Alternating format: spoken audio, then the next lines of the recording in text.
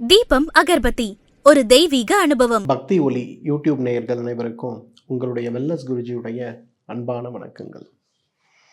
மனித வாழ்க்கை இறைவனுடைய சித்தத்தினாலும் நம்முடைய கர்ம வினைகளாலும் நம்முடைய பக்தி மார்க்கங்களாலும் பிணையப்பட்ட ஒரு பாதையினே சொல்லலாம்.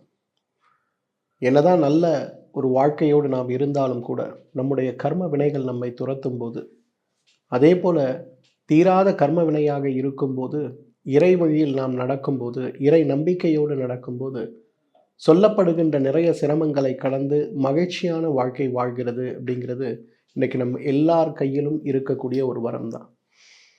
ஆனாலும் கூட எவ்வாறு இன்றைக்கு தெய்வ சக்தி இருக்கிறதோ அதே போல துஷ்ட சக்திகளும், எவ்வாறு நல்ல குணம் இருக்கக்கூடிய மனிதர்கள் இருக்கக்கூடிய பூமிகளில் கெட்ட குணம் இருக்கக்கூடியவர்கள் அவர்களுடைய மகிழ்ச்சிக்காக மற்றவர்கள் மேல் அவர்களுக்கு உள்ள பொறாமையினாலும் கோபத்தினாலும் சில நேரங்களில் ஏற்படுத்தக்கூடிய பாதிப்புகள் இன்றைக்கு அறிவியலால் உணர முடியாத, அதே சமயம் அறிவியலாலும் மருத்துவத்தாலும் தீர்க்க முடியாத சிரமங்களாக இருக்கிறத நம்ம பார்க்கணும்.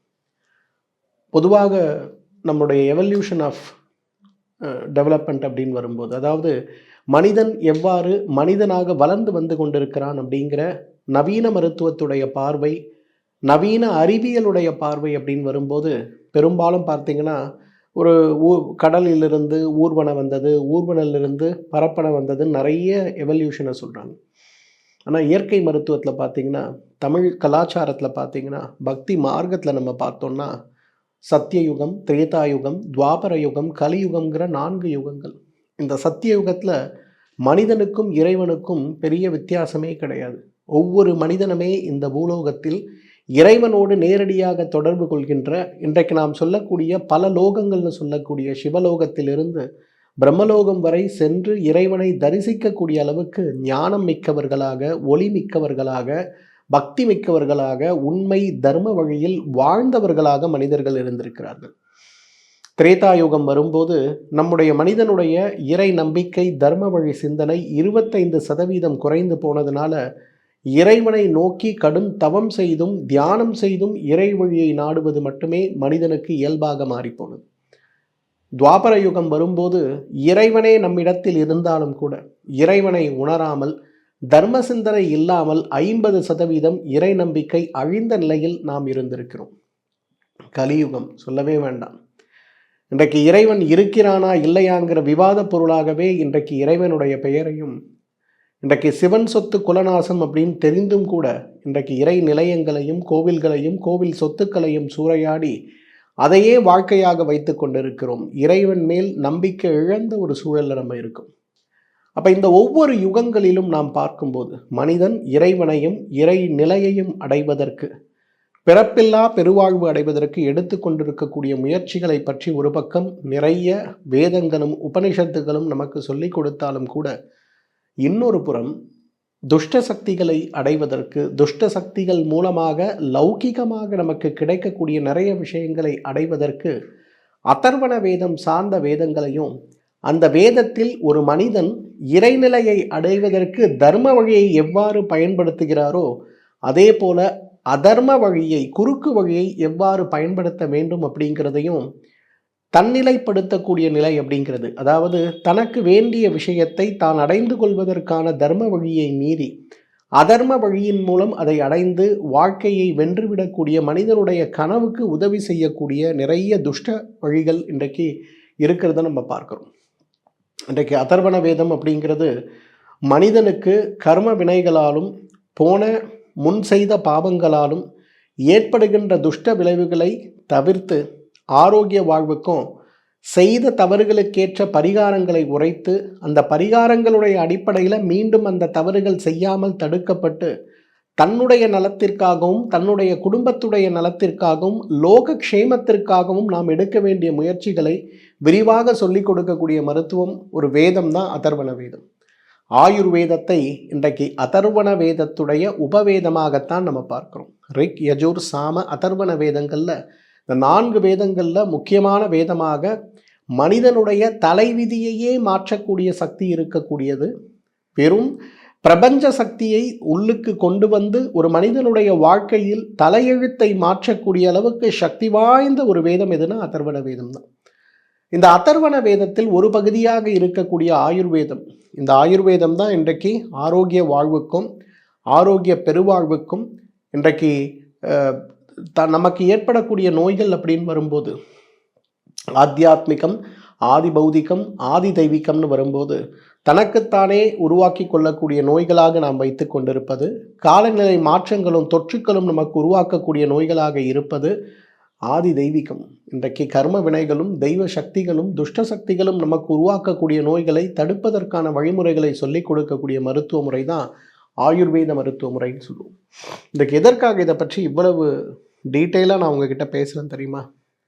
இன்றைக்கி இடுமருந்து அப்படின்னு சொல்லக்கூடிய ஒரு கான்செப்ட் இன்றைக்கு பெரும்பாலும் நகரத்தில் இருக்கவர்கள் புரிந்து கொள்ள முடியாத, தீர்க்க முடியாத நோயோடு, வயிற்று வலியோடு ஒருவர் வருகிறார்.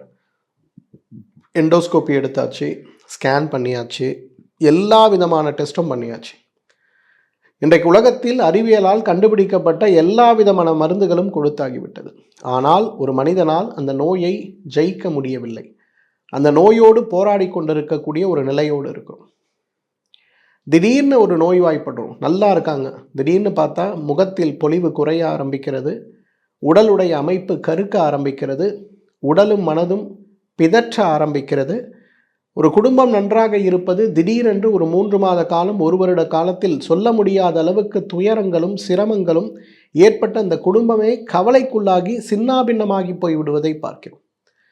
இதற்கு என்ன காரணம் அப்படிங்கிற காரணத்தை தேடி தேடி பார்த்தாலும் கூட அந்த காரணத்திற்கான பதில் என்னங்கிறத நம்மளால் புரிந்து கொள்ள முடிவது கிடையாது. ஆனால் உண்மை என்னன்னா, இன்றைக்கு இடுமருந்துன்னு சொல்லக்கூடிய ஒரு மருந்து இன்றைக்கு ஒரு மனிதனுடைய இயற்கையான வழிமுறைகளை மாற்றி, வெற்றியை மாற்றி, மனதை மாற்றி, உடலில் இருக்கக்கூடிய வாதம் பித்தம் கபம்ங்கிற 3 தோஷங்களை மாற்றி விடாமல் துரத்தக்கூடிய மிகப்பெரிய நோயாக இருந்து நம்மை சிரமப்படுத்துகின்ற ஒரு மருத்துவத்துக்கு தான் இடுமருந்துன்னு பேர். இன்றைக்கு இடுமருந்து அப்படிங்கிறது உண்மையா பொய்யாங்கிற நிறைய ஒரு குழப்பங்கள் இருப்பதை பார்க்கிறோம். நம்முடைய தென் மாவட்டங்கள் போகும்போது, நாகர்கோவில் மாவட்டங்கள் போகும்போது, கன்னியாகுமரிக்கு போகும்போது, அதே போல் மதுரையை சுற்றி இருக்கக்கூடிய நிறைய இடங்களில் பாரம்பரியமாக இடுமருந்து எடுக்கக்கூடியவர்கள் நிறைய பேர் இருக்கிறத நம்ம பார்க்க முடியும். எல்லாம் இது உண்மை கிடையாது, பொய்ன்னு சொல்லுவாங்க. ஆனால் உண்மை அறிவியலும் இன்றைக்கு ஒத்துக்கொள்ளக்கூடிய விஷயமாகத்தான் இருக்கிறத பார்க்கணும். சீன மருத்துவம், ட்ரெடிஷ்னல் சைனீஸ் மெடிசன், அதில் இடுமருந்தை பற்றி நிறைய குறிப்புகள் இருக்கிறத பார்க்கணும். இடுமருந்துகள்னால் என்ன, இந்த இடுமருந்துகளை ஒரு மனிதனுடைய உடலுக்குள் செலுத்தும் போது எவ்வாறு அது உடலுக்குள் சென்று வேலை செய்கிறது அப்படிங்கிற நிறைய விஷயங்களை நம்ம பார்க்கணும். இன்றைக்கு ஒரு உதாரணம் உங்களுக்கு சொல்கிறேன். காபி குடிக்கக்கூடிய பழக்கம் நம்மில் நிறைய பேருக்கு உண்டு. ஆனால் நம்மில் நிறைய பேருக்கு தெரியாது காபியே ஒரு இடுமருந்து வகை தான் அப்படின்னு. நீங்கள் டெய்லி காஃபி குடிக்கும்போது என்ன ஆகும், இந்த காஃபியில் இருக்கக்கூடிய மூலக்கூறுகளில் கெஃபின்னு சொல்லக்கூடிய மூலக்கூறு உங்கள் மூளையில் இருக்கக்கூடிய ஒரு பகுதியில் சென்று தேங்க ஆரம்பிக்கும்.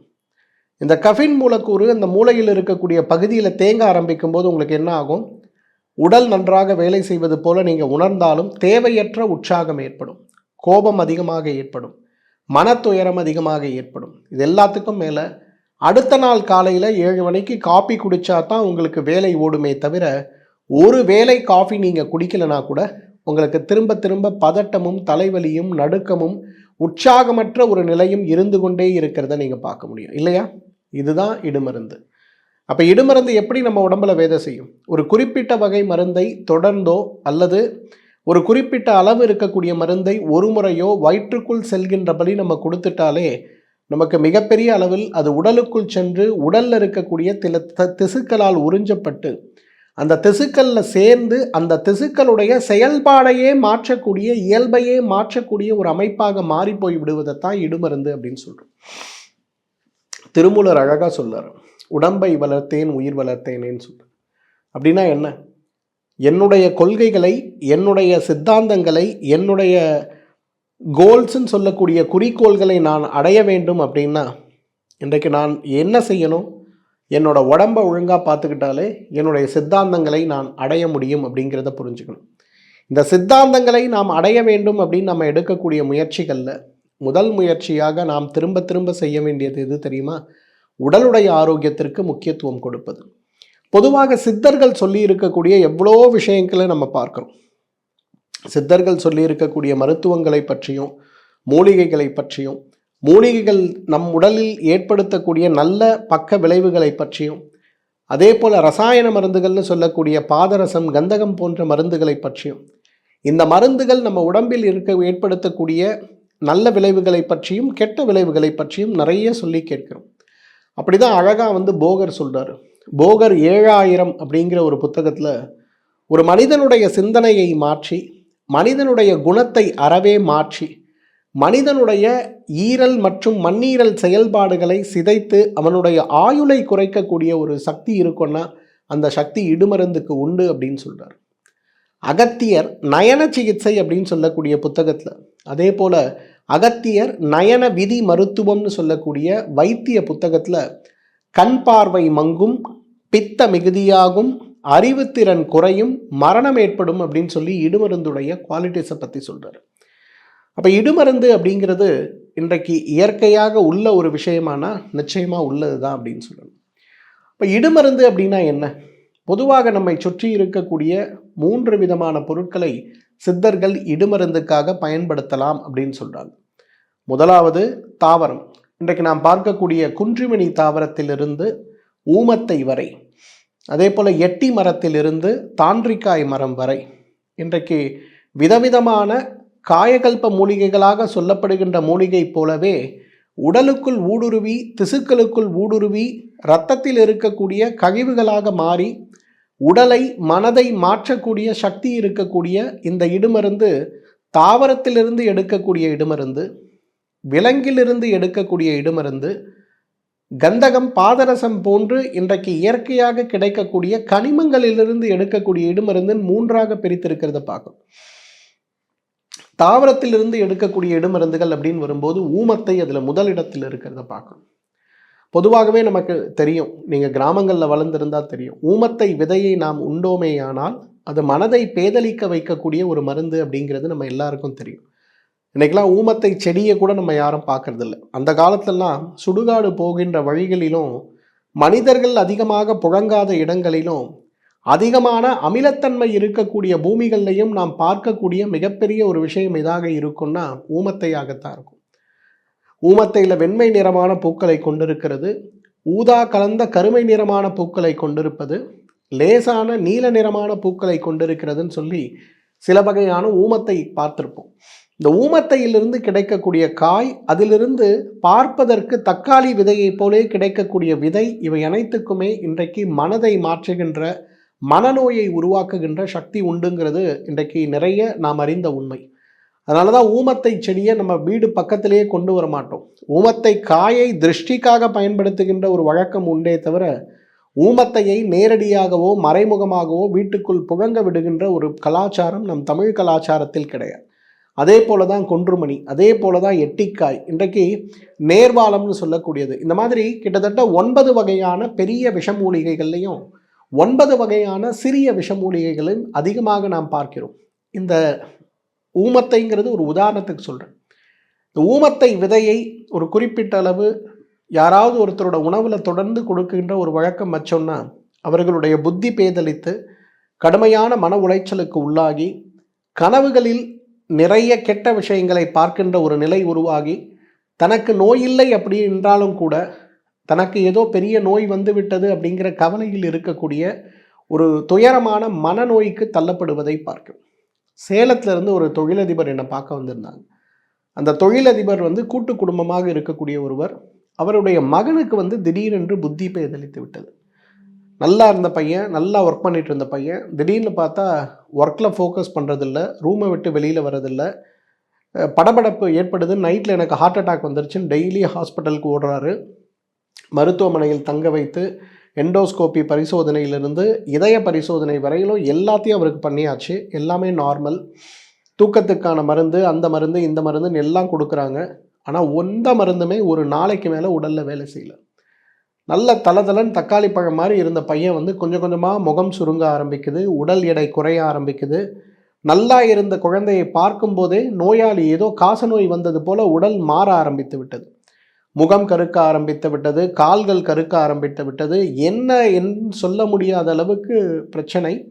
உடல் அளவிலும் இருக்கக்கூடிய பிரச்சனை, மன அளவிலும் இருக்கக்கூடிய பிரச்சனை. அப்போ சேலம் மருத்துவமனைக்கு நான் போகும்போது ஒரு முறை அவருடைய தாயாரை கூட்டிகிட்டு வந்திருந்தார். அவருடைய தந்தையாருக்கு இயற்கை மருத்துவத்தின் மேலே மிகப்பெரிய நம்பிக்கை கிடையாது, இறைவன் மேலேயும் நம்பிக்கை கிடையாது. அவர் ஆன்மீகத்தில் 1% கூட நம்பிக்கை இருக்கக்கூடிய ஆள் கிடையாது. அப்போ யாரோ சொல்லியிருக்காங்க, எவ்வளோ கஷ்டப்படுறீங்க, இவ்வளோ பண்ணியிருக்கீங்க, போய் ஒரு முறை சேரை பாருங்கள், நல்ல சொல்யூஷன் கொடுப்பாங்க, போய் பாருங்கள் அப்படின்னு என்னை பார்க்க வந்திருந்தாங்க. நாடியை பார்த்த உடனே தெரிய வந்தது இது இடுமருந்துடைய வேலை அப்படின்னு. அப்போ அவங்க பேரண்ட்ஸ் கிட்ட நான் எக்ஸ்பிளைன் பண்ணேன், இல்லைங்க இது இடுமருந்துங்கிறது இந்த மாதிரி உள்ளது, இது எப்படி எந்த வழியில் யார் மூலமாக வருதுன்னா எனக்கு சொல்ல முடியாது. ஆனால் அவர் உண்ணக்கூடிய உணவில் ஏதோ ஒரு வகையில் ஒரு விஷம் உடம்புக்குள்ளே போயிட்டே இருக்குது. இது கொஞ்சம் கொஞ்சமாக உடம்புக்குள்ளே போய் உடம்பில் இருக்கக்கூடிய உறுப்புகளை கொஞ்சம் கொஞ்சமாக சிதைக்க ஆரம்பிக்கிறது, மனதை சிதைக்க ஆரம்பிக்கிறது. அப்போ இதிலேருந்து வெளிவரணும் அப்படின்னா 3 விஷயங்கள் செய்யணும். ஒன்று, இருக்கக்கூடிய இடத்தை மாற்றுங்க. உண்ணக்கூடிய உணவு யாராவது ஒருவர் மட்டும் சமைத்து கொடுக்கக்கூடிய உணவாக மாற்றுங்க. இருக்கக்கூடிய விஷமுறிவுக்கு நான் என்ன செய்யணும் அப்படிங்கிற விஷயத்த சொல்லி கொடுக்குறேன் அப்படின்னு சொன்னேன். அவர் தந்தைக்கு இது மேலே பெரிய நம்பிக்கை இல்லை. இருந்தாலும் தாயாருடைய வற்புறுத்தல் காரணமாக அவங்க சேலத்தில் அவங்களோட டவுனில் இருந்த வீடை கொஞ்சம் தள்ளி போய் ஏற்காடு பக்கத்தில் அவங்களோட கெஸ்ட் ஹவுஸ்க்கு மாற்றிட்டாங்க. அவங்களுடைய தாயை தவிர வேறு யாருமே உணவு சமைப்பது கிடையாது, கொடுப்பது கிடையாதுங்கிற கட்டுப்பாடை கொண்டு வந்தாங்க. அது கூட நாம் கொடுக்கக்கூடிய 6 நாள் நெய் சிகிச்சை, அவருடைய உடம்புல பித்தம் அதிகமாக இருந்ததுனால பித்தத்தை குறைக்கக்கூடிய உணவு முறைகளை கொடுத்து, அதே நேரத்தில் உடலில் இருக்கக்கூடிய விஷம் முறிவுக்கு நம்ம என்ன செய்யணும் அப்படிங்கிற மருந்துகளை கொடுத்து, முதல் நாள் 30 மில்லி, அடுத்து 45, அடுத்து 60, அடுத்து 75, 5ஆம் நாள் 90, 6ஆம் நாள் 105 மில்லி மருந்துகளை கொடுத்து 7ஆம் நாள் காலையில் பேதிக்கு மருந்து கொடுத்தோம். இதுதான் ஃபஸ்ட்டு ட்ரீட்மெண்ட்டு. இதன் பிறகு உணவு என்ன செய்யணும், செய்யக்கூடாது, உடற்பயிற்சி, மூச்சு பயிற்சி, தியான பயிற்சி இதெல்லாம் என்ன செய்யணும் அப்படிங்கிறத முறையாக சொல்லி கொடுத்து கரெக்டாக ஒரு 3 மாத காலம், கிட்டத்தட்ட 1.5 மண்டலங்கள் அது உபயோகப்படுத்திய பிறகு பார்த்தீங்கன்னா அவனுடைய மனதில் மிகப்பெரிய தெளிவு ஏற்பட்டது. உடல் முழுவதும் கருத்து போயிருக்கக்கூடிய நிலை மாதிரி அவரோட உடலில் ஒரு பெரிய மாற்றம் ஏற்பட்டது. இந்த 3 மாத காலம் அந்த குடும்பத்தில் இருக்கவங்க யாருமே அவரை சந்திக்கக்கூடாதுன்னு சொல்லி கட்டளையிட்டு தனிமைப்படுத்தி அவருடைய தாய் தந்தை தவிர வேறு யாரும் போகாமல் பார்த்துக்கிட்டோம். 3 மந்த்ஸில் பார்த்தீங்கன்னா அவ்வளவு பெரிய மாற்றம் ஏற்பட்டது. அவருடைய தந்தை முதல் முறையாக இயற்கை மருத்துவத்தின் மேலேயும் இறைவன் மேலேயும் நம்பிக்கை செலுத்த ஆரம்பித்தார். ஏன்னா இதுவரையிலும் சயின்டிஃபிக்காக எல்லாத்தையும் புரிஞ்சிக்க முடியும்னு இருந்த நிலை போய் இன்றைக்கு இப்போ தான் இப்படி ஒரு விஷயம் உலகத்தில் இருக்குது, இது உண்மையிலே சாத்தியமான விஷயங்கிறத நம்ப ஆரம்பித்தார். இப்போ 1 வருட சிகிச்சை, அந்த பையன் ரொம்ப நல்லா இருக்கான். நான் தெளிவாக சொன்னேன் உங்களுக்கு, இந்த குழந்தையை இங்கே வச்சுட்டு திரும்ப திரும்ப இந்த எக்ஸ்போஷர் கொண்டு வராதிங்க, கல்யாணம் பண்ணி கொடுத்து ஃபாரின் அனுப்பிடுங்க அப்படின்னு. இப்போ அந்த பையன் ஃபாரின் போயிட்டான், நல்லா இருக்காரு, எந்த பிரச்சனையுமே கிடையாது. எதுக்காக இதை சொல்கிறேன்னா, இடுமருந்துகள் அப்படிங்கிறது ஒரே நாளில் நம்ம உயிரை வாங்குவது கிடையாது. ஆனால் உடலை கொஞ்சம் கொஞ்சமாக வருத்தி உடலில் தீர முடியாத நோயை உருவாக்கி, நோய் சாதாரணமான நோயாக இருக்கும், ஆனால் எந்த மருந்தும் உடம்புக்குள்ளே வேலை செய்யாது. அந்த அளவுக்கு மாற்றத்தை கொடுக்கக்கூடிய ஒரு சக்தி இடுமருந்துக்கு உண்டு. இது ஒரு சிறு உதாரணம். ஊமத்தை அந்த குழந்தைக்கு விஷமாக கொடுக்கப்பட்ட போது அந்த குழந்தையுடைய உடம்பில் ஏற்பட்ட ஒரு மாற்றம் தான் இது. அப்போ இந்த மாதிரி ஒவ்வொரு விஷமாக இருக்கக்கூடிய நாம் பார்க்கக்கூடிய எட்டி விதையிலிருந்து, கடுக்காயிலிருந்து, இன்றைக்கு நிறைய அந்த மாதிரி தாவரத்திலிருந்து கிடைக்கக்கூடிய சில பொருட்களை நாம் பயன்படுத்தும் போது, விஷமாக மாற்றி இடுமருந்தாக பயன்படுத்தும் போது நிறைய கெட்ட விளைவுகள் ஏற்படும். எப்படி தாவரத்திலிருந்து கிடைக்கக்கூடிய சில பொருட்கள் இன்றைக்கு இடுமருந்தாக பயன்படுத்தப்படுகிறதோ, அதே போல் இன்றைக்கு விலங்கிலிருந்து கிடைக்கக்கூடியது, உதாரணத்துக்கு பல்லியிலிருந்து கிடைக்கக்கூடியது, தவளையிலிருந்து கிடைக்கக்கூடியது, சில வகையான பூச்சிகளிலிருந்து கிடைக்கக்கூடிய சாம்பல், இதெல்லாம் நம்ம உடம்புக்குள்ளே சேரும்னா, மனிதனுடைய தலைமுடி, மனிதனுடைய நகம் கலந்த விஷயங்கள் கூட இன்றைக்கு பெரிய பாதிப்பை ஏற்படுத்தி விடுவதை பார்க்க முடியும். நீங்கள் இப்போ சமீபத்தில் இந்த காந்தாரா அப்படின்னு சொல்லக்கூடிய ஒரு படத்துடைய 2வது வால்யூம் பார்த்தீங்க. அந்த படத்தில் பார்த்தீங்கன்னா அந்த பெண், அந்த குடும்பங்கள் பார்த்தீங்கன்னா அவர்கள் வளர்ந்த விதத்தில் இந்த இடுமருந்து பற்றியும் செய்வினைகள் பற்றியும் அவ்வளவு அழகாக சொல்லியிருந்ததை பார்த்தேன். சமீப காலத்தில் வந்த படங்களில் என்னதான் சினிமா கற்பனையான விஷயங்கள்னு நம்ம நினைத்திருந்தாலும் கூட, நடைமுறை வாழ்க்கையில் நாம் பார்க்கக்கூடிய விஷயங்கள் தான் இன்றைக்கு சினிமாக்களாக வெளிவந்திருக்கிறது. மக்களுடைய பேராதரவை பெறக்கூடிய விஷயங்கள் அனைத்தும் தன்னுடைய வாழ்க்கையில் நடந்திருக்கிறது அப்படிங்கிறது மக்கள் தொடர்பு படுத்தி பார்க்கும்போது தான் அது சாத்தியமான விஷயம். அந்த வகையில் பார்த்தீங்கன்னா அந்த படத்தில் வருவது போலவே ஒரு மனிதனுடைய நகத்தை அவர்களுடைய தலைமுடியை வைத்தே அவர்களுக்கு மிகப்பெரிய பாதிப்பை உருவாக்க முடியும் அப்படிங்கிறது தான் இதில் ரெண்டாவது விஷயம். விலங்கிலிருந்து பெறக்கூடிய எவ்வளவோ விஷயங்கள், குதிரையுடைய குளம்பிலிருந்து, மான் கொம்பிலிருந்து, யானை தந்தத்திலிருந்து, இவையெல்லாம் மருந்தாக எப்படி செயல்படுகிறதோ அதே போல் இடுமருந்தாக செயல்பட்டு இன்றைக்கு சிரமத்தை உருவாக்குறத பார்க்கணும். இன்றைக்கு மிகப்பெரிய அளவில் விலங்கிலிருந்து கிடைக்கக்கூடிய நிறைய பொருட்கள் இன்றைக்கு இடுமருந்தாக பயன்படுத்தப்படுவதை பார்க்கிறோம். மூன்றாவது இன்றைக்கு கனிமங்கள். இன்றைக்கு பாதரசம், ரசம், கெந்தகம்னு சொல்லக்கூடிய 9 வகையான கனிமங்களும் 9 வகையான ரத்தினங்களையும் பயன்படுத்தி இன்றைக்கு இடுமருந்துகள் செய்யப்படுவதை பார்க்கிறோம். இடுமருந்துகள் செய்யக்கூடிய விஷயங்கள் தாவரத்திலிருந்து செய்யக்கூடியது, விலங்கிலிருந்து செய்யக்கூடியது, கனிமங்கள்லேருந்து செய்யக்கூடியது. இந்த மூன்றாக ஏன் சித்தர்கள் பிரிக்கிறாங்கன்னா, தாவரத்திலிருந்து செய்யக்கூடியது அப்படிங்கிறது சுலபமான சிகிச்சை மூலம் குணப்படுத்தக்கூடியது. இன்றைக்கி அந்த பையனுக்கு ஊமத்தையிலிருந்து கொடுக்கக்கூடிய விஷம் கொடுக்கப்பட்டிருந்தது, தொடர்ந்து கொடுக்கப்பட்டிருந்த இடுமருந்தாக அது இருந்தது. ஒரு சுலபமான ஒரு பேதிக்கான வாந்திக்கான சிகிச்சை மூலமாகவே அந்த குழந்தையை குணப்படுத்தி ஆரோக்கிய வாழ்வை மீட்டெடுக்க முடிந்தது. இதே போல் கோயம்புத்தூர்லேருந்து ஒரு அம்மா வந்திருந்தாங்க. அந்த குழந்தையோட பெண்ணுக்கு ஒரு தோல்வியாதி. குழந்தைக்கு 18 வயசு வரையிலும் எந்த பிரச்சனையுமே கிடையாது, பர்ஃபெக்ட்லி நார்மல். ஆனால் 18 வயசில் தோலில் வட்டமாக செவப்பாக ஒரு வகையான ஒரு வட்டமான நோய், லேசாக அரிக்கும். அரிச்சு விட்டிங்கன்னா அந்த இடத்துலேருந்து ரத்தம் கசிய ஆரம்பிக்கும். மருந்துகள், ஊசிகள் எல்லாம் போட்டிங்கன்னா அந்த ரத்தப்போக்கு குறையும், அந்த பேட்ச் மறையும். அப்புறம் இன்னொரு இடத்துல வரும், அப்புறம் இன்னொரு இடத்துல வரும். ஒரு 20 வயது ஆகும்போது யோசிச்சு பாருங்கள், தலையிலிருந்து கால் வரை கிட்டத்தட்ட 150 160 இடங்களில் இதே போல் பாதிப்பு. அந்த பாப்பா ஒரு சட்டையை போட்டான்னா 4 மணி நேரத்தில் அந்த சட்டையில் அங்கங்கே சின்ன சின்ன டாட்டாக ரத்தம் கசிவு. சிங்கப்பூர், ஆஸ்திரேலியா, அமெரிக்கா வரையிலும் போயிட்டு வந்துட்டாங்க இந்த நோய்க்கான சிகிச்சை. ஜெனட்டிக் வகையான நோயாக இருக்குமோங்கிற பரிசோதனை, விஷத்தன்மை சார்ந்த பரிசோதனை எல்லாம் செஞ்சுட்டாங்க, எதுவுமே வேலைக்காக. மிகுந்த மன வருத்தம். கல்யாண வயதை நோக்கி குழந்தை போகிறா, புத்திசாலி குழந்தை, ஃபாரினில் போய் படிக்கணுங்கிற ஆம்பிஷனோடு இருந்த குழந்தை, திடீர்னு அந்த 18 வயசில் ஆரம்பித்த பாதிப்பு சாதாரணமாக சேர்ந்த என்ஜினியரிங் படிப்பை கூட முடிக்காமல் டிஸ்கண்டினியூ பண்ணிவிட்டு வீட்லேயே இருக்க வேண்டிய ஒரு நிலைமை. 24 மணி நேரம் உடம்புல அரிப்பு இருந்தால் எப்படி இருக்கும்? பயங்கரமான அரிப்பு. அரிச்சு முடித்து ரத்தம் வந்தால் தான் திருப்தி. ஆனால் அப்படியே இருக்க முடியுமா? ஒரு முறை அந்த குழந்தை தற்கொலைக்கு கூட முயற்சி செஞ்சுட்டாங்க.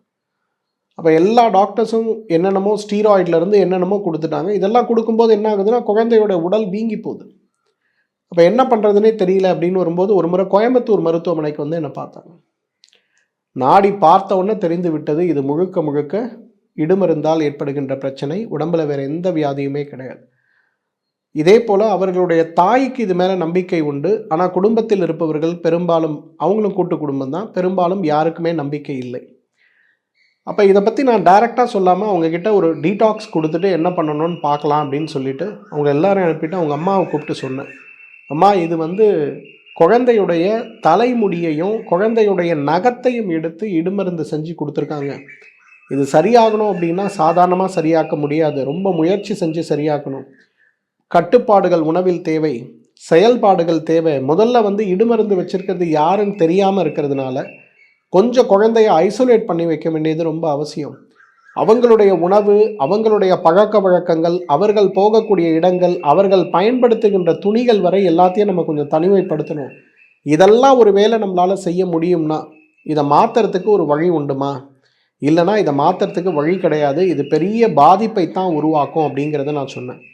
அவருடைய தாயார் இதை ஒத்துக்கிட்டு, இல்லை சார், நானும் 2-3 இடத்துல போய் ஜாதகம் பார்த்தேன், எல்லாருமே சொன்னது இடுமருந்துடைய அந்த ஒரு செய்வினையால் தான் அந்த குழந்தை கஷ்டப்பட்டுட்டு இருக்கா. அப்போ இதை மாற்றணுன்னா நிறைய முயற்சிகள் செய்து தான் ஆக வேண்டும் சார் அப்படின்னு சொல்லிட்டு நான் சொன்ன அந்த டீடாக்ஸ் முறைகள், அதுக்கப்புறம் சில மருந்துகள் எல்லாம் கரெக்டாக கொடுத்தோம். ஒரு 6 மாத காலமானது அந்த குழந்தை ரெஸ்பாண்ட் பண்ணுறதுக்கு. இந்த 6 மாத காலத்தில் என்ன ஆச்சுன்னா, முதல் 3 மாதத்தில் அரிப்பு சுத்தமாக நின்று போச்சு. ஆனால் பேச்சஸ் குறையில. அப்பப்போ பேச்சஸ் இருக்கும், கிராக் ஆகும், ப்ளீடிங் வரும். வெளியிலேருந்து பார்த்தா சின்னதாக வட்டமாக இருக்கும், ஆனால் தொட்டு பார்த்தா காட்டன் வச்சு இப்படி தொடச்சோன்னா அங்கே பிளட் வரும். அடுத்த 6 மாதத்துலேருந்து 1 இயர்க்குள்ளே பேச்சஸ் குறைய ஆரம்பிச்சது. ஒரு 3 இயர்ஸ் ஆச்சு அந்த குழந்தைக்கு. கம்ப்ளீட்டாகவே பார்த்தீங்கன்னா இன்றைக்கி நார்மல் ஆகிட்டான். இப்போ அவளோட எஜுகேஷன் கண்டினியூ பண்ணி சமீபத்தில் தான் யூரோப் போய் அவங்களோட மாஸ்டர்ஸ் முடிச்சுட்டு வந்தாங்க. இது ஒரு எக்ஸாம்பிள் நான் சொல்கிறேன். ஏன்னா நம்ம குடும்பங்களில் இந்த மாதிரி நிறைய நோய்களால் அவதிப்படுபவர்களும் இந்த நோய்களை தீர்க்க முடியாமல் சிரமத்தில் இருப்பவர்களும் நிறைய பேர் இருப்போம். ஆனால் ஏன் நோய் தீரலை அப்படிங்கிறதுக்கான காரணம் ஒரு பகுதி மெடிக்கல் ஆஸ்ட்ராலஜின்னு சொல்லக்கூடிய ஜோஷியத்தை ஜாதகத்தை வைத்து நாம் பார்த்து கொண்டிருந்தாலும் இன்னொரு பகுதியில் பார்த்தீங்கன்னா மிகப்பெரிய அளவில் நமக்கு என்ன செய்வதென்றே தெரியாத வகையில் குழப்பத்தில் இருந்து கொண்டிருப்பதையும் நம்ம பார்க்கணும். இந்த இடுமருந்துங்கிறது ஒரு சாதாரண விஷயம் இல்லை. எவ்வாறு தாவரத்திலிருந்து எடுக்கக்கூடிய இடுமருந்தை எடுப்பது மிகச் சுலபம், அதே விலங்கிலிருந்து வைக்கக்கூடிய பொருட்களை வைத்து செய்யக்கூடிய இடுமருந்துகளை எடுப்பது மிக மிக சிரமம். அதைவிட சிரமம் இன்றைக்கு கனிமங்களை கொண்டு, ஒரு மெர்க்குரியை கொண்டு, ஒரு கந்தகத்தை கொண்டு செய்யக்கூடிய மருந்துகளை இடுமருந்துகளாக எடுத்தோம்னா மிகப்பெரிய பாதிப்புகளை உருவாக்கும். இன்றைக்கு இடுமருந்து அப்படிங்கிறது செய்து கொடுக்கக்கூடியவர்கள் அப்படிங்கிறவர் மிக குறைவாக இருக்கிறாங்க. ஆனால் அந்த இடுமருந்தை முறிப்பதற்கான மருந்து கொடுப்பவர்கள் அதைவிட குறைவாக இருக்கிறதுனால ஒரு முறை இடுமருந்து அப்படிங்கிறது வைக்கப்பட்டதுன்னா திருப்பி எடுப்பது அப்படிங்கிறது இன்றைக்கு சாத்தியமற்ற ஒரு நிலையாக இருக்கிறத நம்ம பார்க்கணும். ஒரு மனிதனுக்கு இடுமருந்து வைத்திருக்கிறார்கள் அப்படிங்கிறத எப்படி நம்ம தெரிஞ்சுக்கிறது, அதற்கான அறிகுறிகள் என்னங்கிறத பார்ப்போமா? ஒரு மனிதனுடைய உடலில் இடுமருந்து கொடுக்கப்பட்டு இருக்கிறது அப்படிங்கிறத எப்படி நம்ம புரிஞ்சுக்கிறது? 5 மனம் சார்ந்த அறிகுறிகள், 5 உடல் சார்ந்த அறிகுறிகள். மனம் சார்ந்த அறிகுறிகளில் முதல்ல நடத்தை மாறும். இப்போ நம்ம குடும்பங்களில் நிறைய பேரை நம்ம பார்ப்போம், குடிப்பழக்கம் இருக்காது, புகைப்பழக்கம் இருக்காது, நல்லா இருப்பாங்க. திடீர்னு பார்த்தா லேசாக அந்த குடிப்பழக்கத்துக்கு அடிமையாவாங்க. ஏதோ மாதத்துக்கு ஒரு முறை இருக்கும், அப்புறம் வாரத்துக்கு ஒரு முறை இருக்கும், கடைசியாக பார்த்தீங்கன்னா தினசரி காலை முதல் இரவு வரை குடித்து கொண்டே இருப்பாங்க. அதே போல் பொய் சொல்லுது, திருடுறது, இந்த மாதிரி நிறைய விஷயங்கள் மாற்றம் அடைந்து கொண்டே வருவதை பார்ப்போம். இதற்கு காரணம் முழுக்க எதுன்னு பார்த்தீங்கன்னா இடுமருந்துகள் தான். இன்றைக்கு நிறைய தொழில் நன்றாக செய்து வளர்ந்து வரக்கூடிய முதல் தலைமுறை என்டர்பிரனர்ஸ்ன்னு சொல்லக்கூடிய தொழிலதிபர்களில் வெறும் 10% பேர் மட்டும்தான் அடுத்த தலைமுறைக்கு அதை கொண்டு போகிறாங்க. மீதி எல்லாம் பார்த்திங்கன்னா ஒன்று தோல்வி, மற்றொன்று இந்த மாதிரி பழக்க வழக்கங்களில் கெட்டு போகிறதும். நம்மை சுற்றி இருப்பவர்கள் அனைவருமே நம்மேல் கொண்டிருக்கக்கூடிய பொறாமை மூலமாக ஏதோ ஒரு பிரார்த்தனை, ஏதோ ஒரு கெட்ட பிரார்த்தனை, ஏதோ ஒரு இடுமருந்தின் மூலம் நம்மை கெடுத்து விடுவது தான் காரணம். நான் சொல்லும்போது நிறைய பேர் யோசிப்பீங்க இதெல்லாம் உண்மையிலே நடக்குமான்னு. ஆனால் என்னுடைய 30 வருட அனுபவத்தில் நான் பார்க்குறேன், நிறைய குடும்பங்கள் இன்றைக்கு உதவாமல் போவதற்கும் இந்த மாதிரி சிரமங்களை அடைவதற்கும் காரணமாக இந்த இடுமருந்து இருக்கிறத நான் பார்க்குறேன். முதல்ல நடத்தை மாறுவதை நம்ம பார்க்க முடியும். நன்றாக இருந்த மனிதன் திடீரென்று பொய் சொல்ல ஆரம்பிப்பது, குடிப்பது, போதை மருந்துக்கு அடிமையாகுவது, இது எல்லாமே இன்றைக்கு இந்த இடுமருந்துடைய வேலை. இரண்டாவது, சுய சிந்தனை இழந்து போவாங்க. இன்றைக்கி நம்ம ஏதாவது ஒரு விஷயம் செய்ய போகிறாங்கன்னா அதில் இருக்கக்கூடிய நல்ல கெட்ட விஷயங்களை நாம் அவர்களுக்கு சொல்லும்போது அந்த நல்ல கெட்ட விஷயங்களை கேட்காமல் தவறுகள் செய்து இழப்புகளை சந்திக்கக்கூடிய ஒரு சூழலும், எடுப்பார் கைப்பிள்ளை அப்படின்னு சொல்லக்கூடிய அளவுக்கு ஒரே தவறை மீண்டும் மீண்டும் செய்து கொள்ளக்கூடிய ஒரு விஷயமும் நடந்து கொண்டே இருக்கும். இந்த சென்னைக்கு பக்கத்தில் ஸ்ரீபெரும்புதூர்லேருந்து ஒரு தம்பதி வந்திருந்தாங்க. அவர் அரிசி வியாபாரத்தில் ரொம்ப பெரிய அளவில் கொடிகட்டி பறந்த நபர். நான் கடந்த 3 வருடங்களாக பார்த்தீங்கன்னா கடுமையான நஷ்டம்னா எதுவுமே இல்லாமல் சொந்த ஊரிலிருந்து கிளம்பி வந்து ஒரு கடையில் வேலை பார்த்து கடை வைத்து பெரிய கடையாக மாற்றி பெரிய வியாபாரமாக மாற்றி அந்த சுற்று வட்டாரத்திலேயே அரிசி வியாபாரத்தில் கொடிகட்டி பறந்த ஒரு நபர் திடீரென்று வாழ்க்கையில் விழுந்த ஒரு நிலை. அதே அரிசி வியாபாரம் தான் எல்லாம் பண்ணுறாங்க, ஆனால் வியாபாரம் நொடித்து போய்விட்டது. என்ன காரணம்? அவருக்கு ஹார்ட் அட்டாக் வந்ததுன்னு என்னை பார்க்க வந்திருந்தாங்க. அப்போ நாடி பார்க்கும்போது நான் தெளிவாக சொன்னேன், உங்களுடைய உடலுடைய அமைப்புக்கும் உங்களுடைய நாடியுடைய கதிக்கும் உங்களுக்கு ஹார்ட் அட்டாக் வரதுக்கு வாய்ப்பு இல்லை, வேறு என்ன பிரச்சனை இருக்குது ஒழுங்காக சொல்லுங்கன்னு கேட்கும்போது தான் அந்த அம்மா சொன்னாங்க, இவ்வளோ பிரச்சனை சார், மருந்து வாங்க கூட இப்போ பணம் இல்லை, கஷ்டப்படுறோம் அப்படின்னு சொல்லும்போது அவங்களுக்கு இந்த இடுமருந்துடைய செயல்பாடை சொல்லி யாரெல்லாம் கடந்த 2-3 வருடங்களாக அவரோட தொடர்பில் இருக்காங்களோ அந்த தொடர்பை எல்லாம் 1 மாத காலம் விலக்கி வைக்க சொன்னோம். ஒரு டீடாக்ஸ் கொடுத்துட்டு விலக்க சொன்னேன். அந்த 1 மாத காலத்தில் அவருடைய சிந்தனை மேம்பட்டதன் காரணமாக, தொழிலில் என்ன தவறுகள் நடந்ததுன்னு புரிந்து கொண்டதன் காரணமாக ஒரு பெரிய இழப்பு சந்திக்க வேண்டி இருந்த இடத்துல அந்த இழப்பை அவர் தவிர்த்தார் அப்படின்னு சொல்லிட்டு அந்த அம்மா அடுத்த முறை வரும்போது என்கிட்ட மகிழ்ச்சியாக பகிர்ந்துக்கிட்டாங்க. எனக்கு சுய சிந்தனை இழப்பு, எடுப்பார் கைப்பிள்ளை அப்படிங்கிறது 2வது. 3வது கனவு தொல்லைங்க. ஒரு மனிதன் தன்னுடைய இயக்கம் எவ்வளவு நாள் பூரா பிஸியாக இருந்தாலும் ராத்திரி ஒரு 10 மணிக்கு படுக்கிறோம், காலையில் ஒரு 5 மணிக்கு எழுந்துக்கிறோம், நிம்மதியாக எழுந்துக்கிறோம் அப்படிங்கிறது ரொம்ப முக்கியம். ஆனால் படுக்கின்ற நேரத்திற்கும் எழுந்து கொள்கின்ற நேரத்துக்கும் எடுக்கக்கூடிய இடைவெளியில் அந்த ஆழ்ந்த உறக்கம் அப்படிங்கிறது தான் மிகப்பெரிய மருந்து. ஒருவேளை இந்த ஆழ்ந்த உறக்கம் இல்லாமல் போகும்போது அதில் கனவுகள் ஏற்பட்டு எந்தெந்த விஷயங்கள் நமக்கு மனதில் பயத்தை ஏற்படுத்துமோ, கலவரத்தை ஏற்படுத்துமோ, இந்த விஷயங்கள் மீண்டும் மீண்டும் நடக்கின்ற ஒரு நிலை ஏற்படுமாயின் அது மிகப்பெரிய அளவில் நமக்கு பாதிப்பை உருவாக்கும் இல்லையா? இந்த பாதிப்பு ஏற்படக்கூடிய ஒரு நிலை, படுத்தா பாம்பு துரத்துது, மாடு முட்டுது, நெருப்பு பிடிச்சி எரியுது, திடீர்னு பணமெல்லாம் காணாமல் போகுது, எங்கேயோ ஒரு புதிய இடத்துக்கு நான் போகிறேன், என்கிட்ட இருக்க பொருட்கள் எல்லாம் யாரோ எடுத்துகிட்டு போயிடுறாங்க, பாஷை தெரியாத ஒரு இடத்துல போய் நான் நிற்கிறேன், எதுவுமே கேட்க முடியல, கையில் பணம் இருக்குது ஆனால் பசிக்குது, எதுவுமே சாப்பிட முடியல, தண்ணி தாகம் நிறைய எடுக்குது ஆனால் சுற்றி தண்ணி பாட்டில் இருக்குது, வாங்க முடியல, சிந்தனையற்று பொம்மை போல் ஒரு இடத்தில் நிற்பது போல எனக்கு கனவு வருகிறது. இது எல்லாமே இடுமருந்துகளால் ஏற்படுகின்ற ஒரு கனவுகள். அதை கொஞ்சம் கவனமாக பார்த்துக்கணும். 4வது, எப்படி கனவுகளுடைய தொல்லையோ அதே போல் தூக்கமின்மை.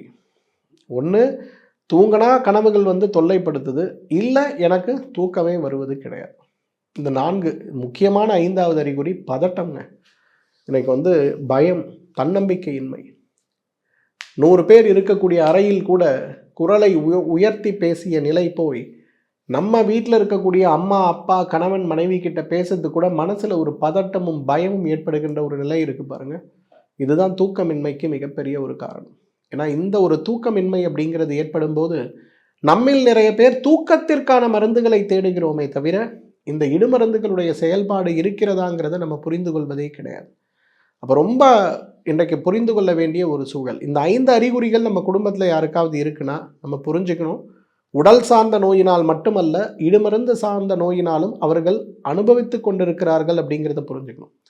உடல் சார்ந்த அறிகுறிகளை என்ன, நம்ம மனம் சார்ந்த அறிகுறி போலவே உடல் சார்ந்த என்ன அறிகுறிகள் ஏற்படலாம்? 5 அறிகுறிகள் ஏற்படலாங்க. முதலாவது, உடலுடைய நிறம் மாறும். நல்ல கலராக இருப்போம், அப்படியே கொஞ்சம் கொஞ்சமாக கலர் மாறி திடீர்னு பார்த்தா முகம், கழுத்து, கை, கால் எல்லாம் கருப்பாக மாறிடும். யோசிப்போம், என்னப்பா இது கருப்பாக மாறி இருக்குன்னு. இருக்கிற பெஸ்ட் டெர்மட்டாலஜிஸ்ட், பெஸ்ட் டாக்டர்ஸ் எல்லாரையும் நம்ம போய் பார்ப்போம். என்ன பார்த்தாலுமே நமக்கு தீர்வு கிடைக்காது. ஒரு ஸ்டேஜில் நம்மளே வெறுத்து போயிடுவோம். அடப்போப்பா, இதுக்கு ட்ரீட்மெண்ட் பார்த்துட்டு வெளியில் போகிறத நிறுத்திடுவோம், வீட்டுக்குள்ளேயே இருப்போம். எவ்வாறு கரும்புள்ளி நோய் ஏற்படுதோ நிறம் அதே போல் வெண்புள்ளி, ஒரே மாதத்தில் மொற்ற உடம்பும் வெள்ளையாக போயிடும். நம்ம இது விட்டிலிகோன்னு சொல்லக்கூடிய நோயின்னு போயிட்டு அந்த விட்டிலிகோக்கு இருக்கக்கூடிய ட்ரீட்மெண்ட்ஸ் எல்லாம் எடுத்து பார்ப்போம், 1% கூட வேலை செய்யாது. அதுலேயும் நம்ம என்ன பண்ணுவோம், இது ஏதோ தீர்க்க முடியாத நோய் வந்துருச்சுன்னு விட்டுட்டு வாழ்க்கையை நொந்து கொண்டு இருப்போம். ஆனால் உண்மை என்னென்னா, உடலுடைய நிறம் மாறுவதும் முகத்துடைய நிறம் மாறுவதுதான் முதல் அறிகுறி இன்றைக்கு நமக்கு இடுமருந்து வைக்கப்பட்டிருக்கிறது அப்படிங்கிறது.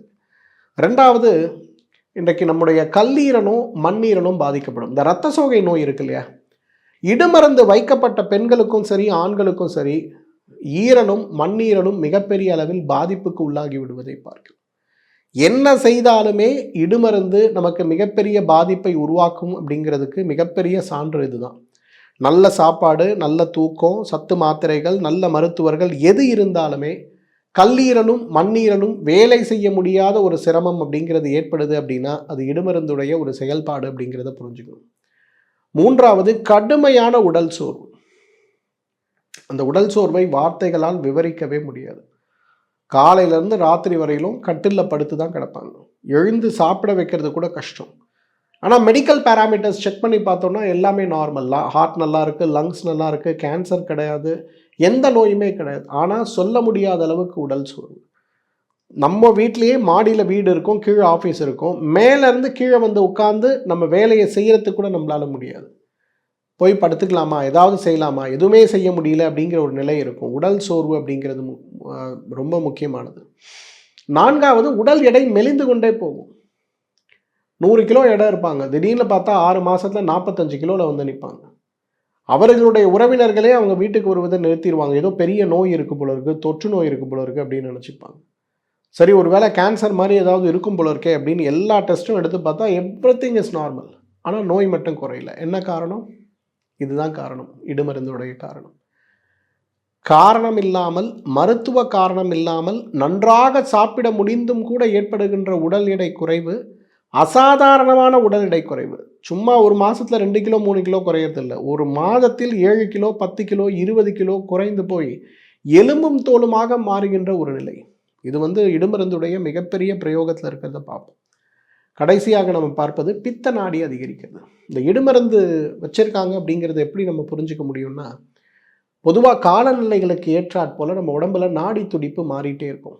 நோய்களுக்கு ஏற்றாற்போல் நாடி துடிப்பு மாறிட்டே இருக்கும். ஆனால் இடுமருந்து வைத்திருப்பவர்களுக்கு மட்டும்தான் சதா சர்வகாலம் பித்த நாடி அதிகமாக இருக்கிறத பார்க்க முடியும்.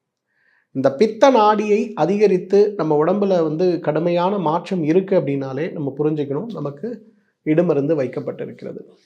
இடுமருந்து அப்படிங்கிறது இன்றைக்கி ஒரு மருத்துவத்தின் மூலம் எவ்வாறு நோயை குணப்படுத்துகிறோமோ அதே போல் மருத்துவத்துடைய மற்றொரு பகுதியினாக இருக்கக்கூடிய ஒரு மனிதனுடைய உடல் ஆரோக்கியத்தை, மன ஆரோக்கியத்தை கெடுப்பதற்காக செய்கின்ற ஒரு முறை தான் இடுமருந்து.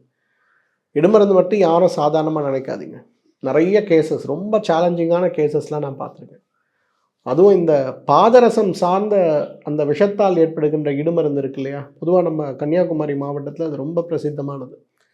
அந்த மாதிரி இடுமருந்தோடைய ஒரு மனிதன் உள்ளே போகும்போது பார்த்தீங்கன்னா எந்த நோய்க்குமே தீர்வு இருக்குன்னு சொல்லுவோம். ஆனால் இடுமருந்தால் ஏற்படுகின்ற நோய்களுக்கு தீர்வுங்கிறது கேள்விக்குறியான தீர்வு தான்.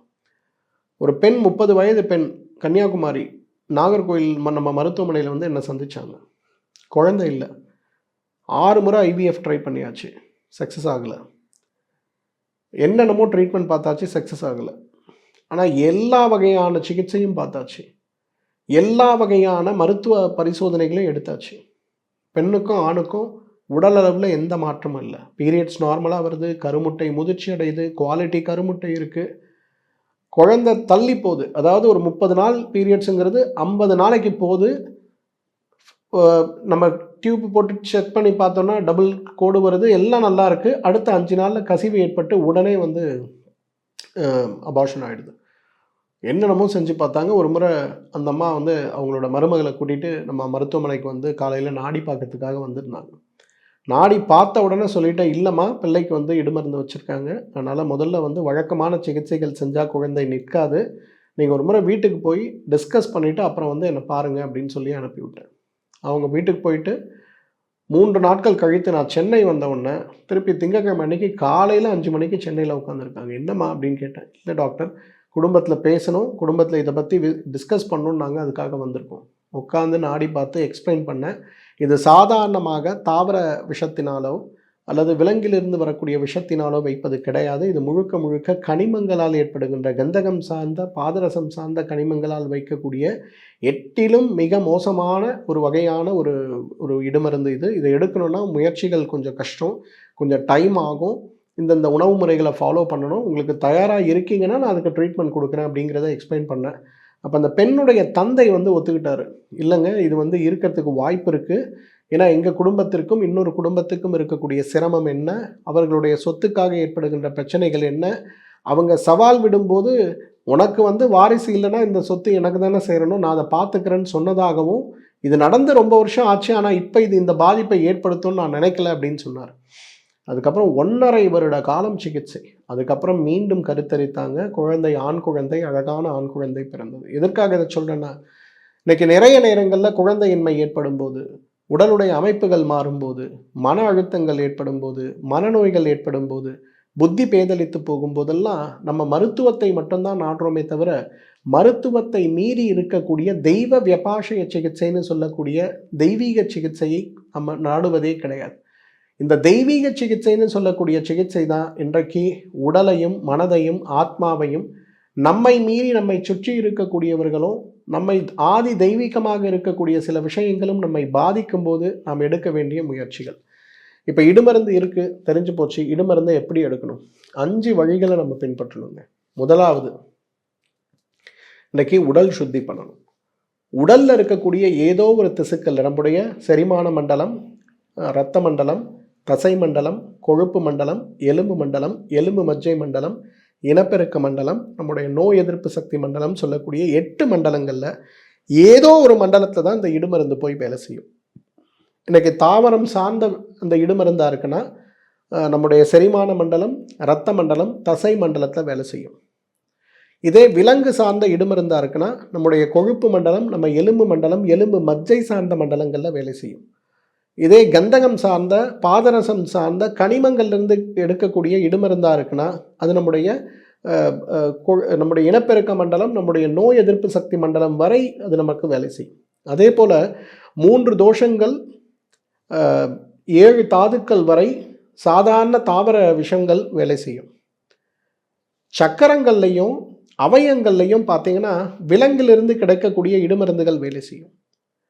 வர்மங்களில் பார்த்தீங்கன்னா இந்த பாதரசத்திலிருந்து கந்தகத்திலிருந்து கிடைக்கக்கூடிய கனிமங்களால் ஆன அந்த இடுமருந்துகள் வேலை செய்யும். அப்போ ஒரு டீப்பஸ்ட் லேயர் வரையிலும் இது போகக்கூடிய வாய்ப்பு இருக்கிறதுனால தொடர்ந்து உடல் சுத்தி அப்படிங்கிறது ரொம்ப ரொம்ப முக்கியம். இந்த உடல் சுத்தியை முறையாக நம்ம செஞ்சால் மட்டும்தான், டீடாக்ஸ் முறையாக செஞ்சால் மட்டும்தான் இடுமருந்துடைய அந்த ஒரு விஷத்தன்மையை நம்ம குறைக்க முடியும். இப்போ இந்த பெண்ணுக்கு நான் என்ன ட்ரீட்மெண்ட் கொடுத்தேன்னா 3 மாதத்திற்கு ஒரு முறை 7 நாட்களுக்கு நெய் மருந்து கொடுக்கக்கூடிய அந்த டீடாக்ஸ் சிகிச்சையை கொடுத்தேன். அந்த 3ஆவது முறை அவங்க சுத்தி அடையும் போது பார்த்தீங்கன்னா அப்போ தான் அவங்க உடம்புல அந்த பெண்மைக்கான ஹார்மோன்கள் அதிகமாகிறதையும் அந்த பெண்மைத்தன்மைக்கான விஷயங்கள் மாற்றம் அடைவதையும் பார்த்தோம். அந்த பெண் ரொம்ப கோபம், சண்டை, சச்சரவு, சந்தேகம் எல்லாமே இருந்தது. ஆனால் 9ஆவது மாதம் முடியும் போது தான் அந்த பெண்ணுக்கு பார்த்தீங்கன்னா அந்த மனநிலை, திருமணமான புதிதில் இருந்த மனநிலை திரும்ப வந்ததை நம்ம பார்த்தோம். அதுதான் முதல் மாற்றமாக இருந்தது நம்ம பார்த்தோம். 2வது ரொம்ப முக்கியமானது, இன்றைக்கு நிறைய பேர் புரிந்து கொள்ளாதது என்னென்னா, உடல் சுத்தி போலவே மனசுத்தி ரொம்ப அவசியம். இன்றைக்கு ஒரு இடுமருந்தால் பாதிக்கப்பட்டிருக்கும் போது நம்முடைய மன அமைதி குறைந்து போவது தான் மிகப்பெரிய சவால். அந்த மன அமைதி குறைவதற்கு காரணங்களை விடுத்து, ஏன்னா பெரும்பாலும் இடுமருந்து பிரச்சனையோடு யாராவது வரும்போது நான் முதல்ல சொல்லக்கூடிய விஷயம், குடும்பத்திலிருந்து அவங்கள கொஞ்சம் ஐசோலேட் பண்ணுங்க, அவங்கள கொஞ்சம் தனிமைப்படுத்துங்க, அவங்க பேசக்கூடிய நபர்கள், உண்ணக்கூடிய உணவுகளை மாற்றுங்க அப்படின்னு சொல்லுவேன். இந்த மாற்றமே அவர்களுக்கு ஒரு பெரிய மாற்றத்தை கொண்டு வந்து விடுவதை பார்க்க முடியும். 3வது நாம் செய்ய வேண்டியது தியானம்ங்க. இன்றைக்கு மணி மந்திர ஔஷத தியானம்னு சொல்லுவோம். ஜெம்ஸ்டோன்ஸ், மந்திரங்களை கேட்பது, மருந்துகளை சாப்பிடுவது, அதன் பிறகு தியானம். இந்த தியானத்தை கொண்டு எந்த வகையான இடுமருந்து செயல்பாடுகளையும் நாம் மாற்றிவிட முடியும். தியானம்ங்கிறது ஏதோ மனசுக்கு மட்டும் கிடையாது. பிரபஞ்சத்தோடு நம்மை தொடர்பு படுத்தி பிரபஞ்சத்திலிருந்து எடுக்கக்கூடிய சக்தியை கொண்டு உடலில் இருக்கக்கூடிய அத்தனை வகையான வர்மங்களையும் சக்கரங்களையும் அவயங்களையும் சுத்திப்படுத்தி நாம் இந்த இடுமருந்து பிரயோகத்திலிருந்து வெளிவர முடியும். தியானம் அவ்வளவு சிறப்பானது. அதை கொஞ்சம் நம்ம செய்ய முடியுமான்னு பார்க்கணும். 4வது நிச்சயமாக மெடிக்கல் ஆஸ்ட்ராலஜி. இன்றைக்கு ஒரு ஜாதகத்தை கொண்டு ஒரு மனிதனுடைய உடலில் இந்த இடுமருந்துகளுடைய செயல்பாடு இருக்குமா, இல்லாமல் இருக்குமா, எவ்வளவு நாட்கள் இருக்கும் அப்படிங்கிற ஒரு புரிதலை நாம் கொண்டு வர வேண்டியது அப்படிங்கிறது ரொம்ப ரொம்ப முக்கியம். இந்த புரிதல் இருந்தால் மட்டுமே போதும், நம்ம உடம்புல மிகப்பெரிய மாற்றத்தை கொண்டு வர முடியும். மெடிக்கல் ஆஸ்ட்ராலஜி ரொம்ப ரொம்ப முக்கியம். 5வது நிச்சயமாக இறை நம்பிக்கை. இன்றைக்கி இடுமருந்திலிருந்து யாராவது வெளியில் வரணும்னா இன்றைக்கி இறை நம்பிக்கை இல்லாமல் அது சாத்தியமே கிடையாது. நீங்கள் எந்த சாமியை கும்பிட்றீங்கன்றது முக்கியம் கிடையாது. நீங்கள் ஹிந்துவாக இருங்க, கிறிஸ்டியனாக இருங்க, முஸ்லீமாக இருங்க, எப்படி வேணா இருங்க, ஆனால் இறை நம்பிக்கை ரொம்ப முக்கியம். இன்றைக்கி சர்ச்சில் நான் பார்க்குறேன், சில வகையான சர்ச்சில் நம்ம கூட்டு போகிறதே தீர முடியாத பிரச்சனைகளுக்காக போகக்கூடியவர்களை பார்க்குறேன். இன்றைக்கி நாகூர் தர்காலாம் நமக்கே தெரியும். இன்றைக்கி நிறைய வகையான இந்த இடுமருந்துகள் சார்ந்த பில்லி சூன்யம் சார்ந்த விஷயங்களுக்கு பிரபலமாக இருக்கிறத நம்ம பார்க்கணும்.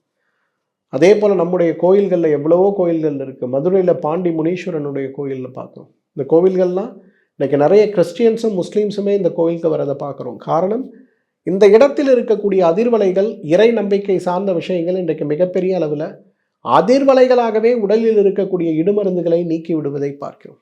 அதனால் இடுமருந்து அப்படிங்கிறது ஒரு பெரிய சயின்ஸுங்க. எனக்கு இதுக்கு இப்படி தான் ஒரு ட்ரீட்மெண்ட்டுன்னு கிடையாது.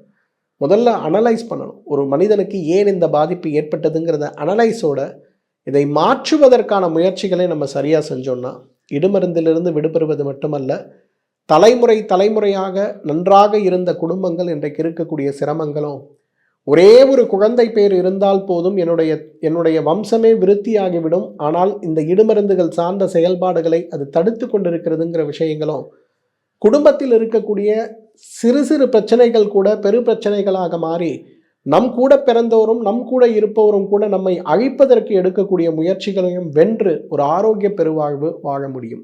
இடுமருந்துங்கிறது முழுமையான ஒரு அறிவியல். முழுமையான புரிதலோடு அதை நாம் முயற்சி செய்து வெற்றி கொண்டோமேயானால் ஆரோக்கிய பெருவாழ்வு நம் அனைவருக்கும் சாத்தியம்தான். இந்த இடுமருந்து சார்ந்த சந்தேகங்கள் உங்களுக்கு ஏதாவது இருக்குன்னா இந்த வீடியோவோட கமெண்ட் செக்ஷனில் என்கிட்ட கேளுங்க. எனக்கு நேரம் கிடைக்கும்போது அதற்கு பதிலளிக்க நான் முயற்சி செய்கிறேன். அதே போல நம்மை சுற்றி இருக்கக்கூடிய நண்பர்களும் தோழர்களும் உறவினர்களும் ஏன் நம் கூட பிறந்தவர்கள் கூட இந்த நோயால் அவதிப்பட்டு கொண்டிருக்கிறாங்க, இடுமருந்து பிரயோகத்தால் சிரமத்தில் இருக்கிறார்கள் அப்படின்னு நீங்கள் நினச்சிங்கன்னா இந்த வீடியோவை அவர்களுக்கு ஷேர் பண்ணுங்க. நிறைய பேர் சொல்லுவாங்க மூட நம்பிக்கை அப்படிங்கிறது. இல்லைங்க, தலைவலியும் வயிறு வலியும் தனக்கு வந்தால்தான் தீருங்கிற மாதிரி இடுமருந்து பிரயோகத்தால் பாதிக்கப்பட்டவர்களுக்கு மட்டும்தான் தெரியும் இதோடைய கெட்ட பலன் என்னங்கிறது. அதனால இது ஒரு மூட நம்பிக்கை அல்ல, இது ஒரு முழுமையான அறிவியல் அப்படிங்கிறத நம்ம புரிஞ்சுக்கணும். மீண்டும் சந்திப்போம். நன்றி, வணக்கம்.